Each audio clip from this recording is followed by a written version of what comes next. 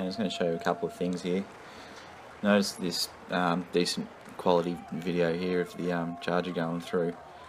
It's just a guess that the person using this camera has got some skill. Not to mention there's a whole bunch of media present in this area. As you can see, tripods, even I think extension leads or some sort there. So you've got a whole heap of media just sitting idle in this area where all these trees are.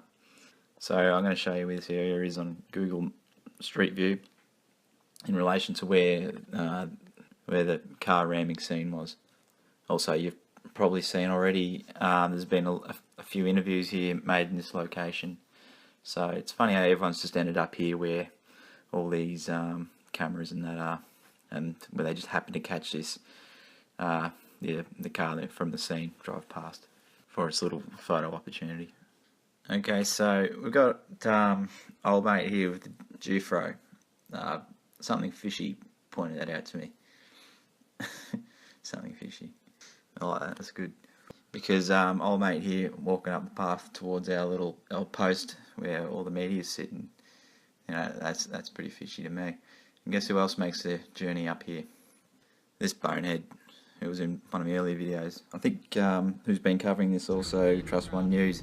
He's shown a lot of these interviews, so worth checking his channel out if you haven't already. And also sub to his new channel.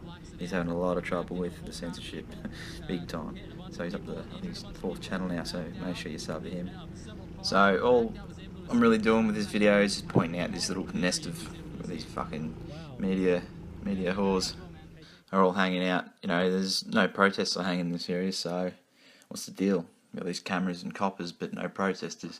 But you got all of a sudden you got people running up to this area, and I find it highly unlikely that people were able to keep up with the car and follow them this far anyway. Also, just quickly here, we've got old mate with the dreadlocks this time and the white t-shirt, and I think he's with is that Reznicki? Fucking looks like Reznicki.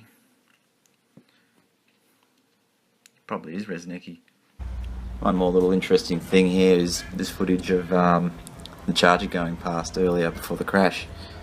Appears to be the same charger, but what's interesting is old mate that's videoing the shaky hand.